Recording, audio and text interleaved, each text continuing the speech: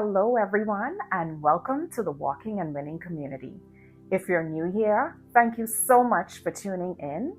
I'm Chandra, a six-figure entrepreneur starting over, but this time with God at the helm.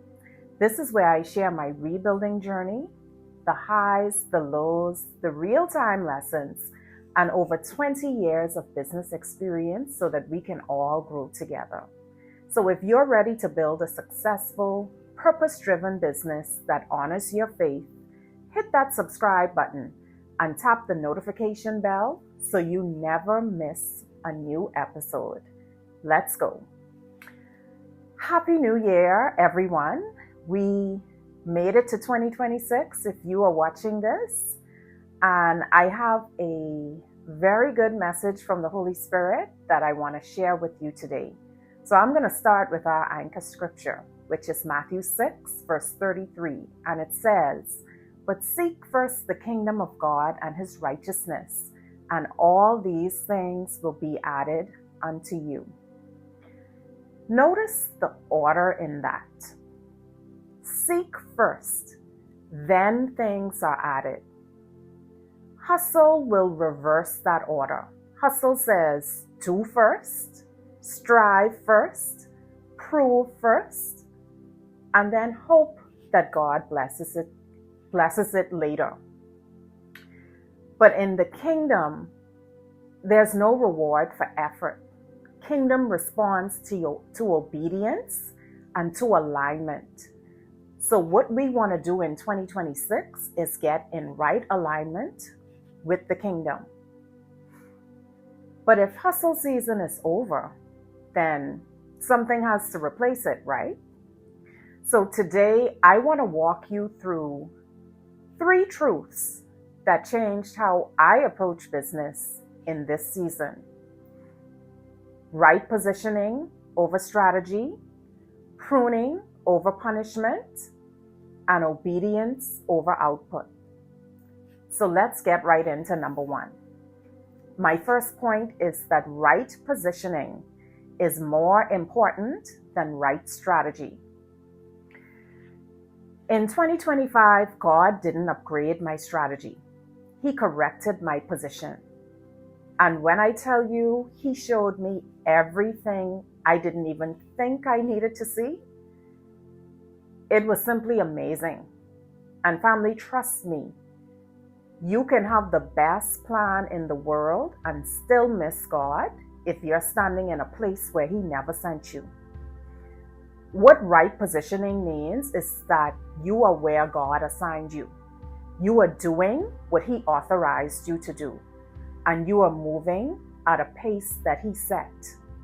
Psalm 127 verse 1 says, "Unless the Lord builds the house, they labor in vain who build it." Vain labor looks productive on the outside, but it's empty on the inside. I find it so crazy that hustle culture and this whole sleep when you're dead mentality is celebrated. Baby, I'm sorry, but that is not what God has in mind for us.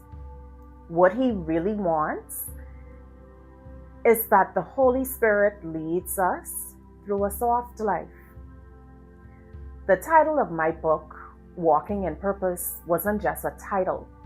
It was actually prophetic. And that title speaks to the divine pace that Jesus modeled while he was fulfilling his assignment. If you find that your business is growing, but your peace is shrinking, or even if you think your life is growing, but you have no peace, that is not growth. It's not expansion. It's misalignment. And here's the truth. Most people do not want to hear that not every opportunity is an assignment. Remember this. Hustle makes everything feel urgent, but obedience will make things clear. My second point. God is pruning hustle to protect harvest. Some of you who experienced a slowdown in 2025 may have thought that it was a setback. Some of you think that it was a spiritual attack, because I know I did. Imagine every social media account that you work to build getting shut down overnight. What else are you going to think automatically? I'm being spiritually attacked. That was me. But guess what? It wasn't a spiritual attack. It was pruning. John 15 verse 2 says that every branch that bears fruit, he prunes that it may bear more fruit. So pruning is actually a gift. It's not punishment. It's preparation. God slowed you and me down because we were overextended, overcommitted, and carrying assignments that he did not give us. And so pruning always feels like a loss until the harvest season arrives. But hear me clearly. You cannot reap a kingdom harvest with a hustle mindset. Hustle trusts effort, but faith trusts God. And now, my final point. Obedience creates momentum. Hustle never can. Hustle says, do more. God says, do what I said. See, for me personally, I wanted to operate on 10 different social media platforms. God said, I want you to do one. And I thank God today that he shut them down. Hustle will really set you up for burnout, while obedience will create momentum. Hustle is going to fill up your calendar, and obedience just fills your life with grace. And this is the shift for 2026. No more grinding for results. We're now aligning for release. Right positioning will attract provision, because if God assigned it, he's going to provide for it. Right positioning will attract favor. If God assigned it, he is going to open doors. And what I love the most is that right positioning attracts peace. What God has been teaching me about pace, about positioning, and obedience isn't just a personal lesson. And I'm very excited to share today that I am going to be walking you through this shift more intentionally, because what God is building next, it requires a different rhythm and a deeper alignment. But stay tuned and you will hear more about that soon. So as I close today and we enter this new year, I want you to sit with this question and tell me about it in the comments. What am I doing that God never assigned? Because whatever God didn't authorize, he is not obligated to sustain.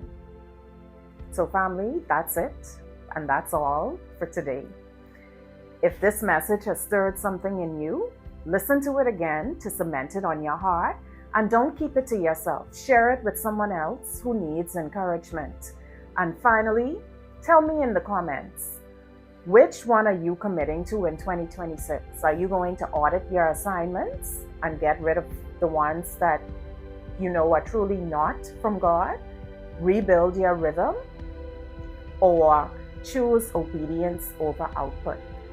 And before you go, don't forget, like this video, subscribe to the channel, and share this message. And remember, in God's kingdom, you're not just building a business, you're building a legacy of purpose. So keep walking, keep winning. I love you.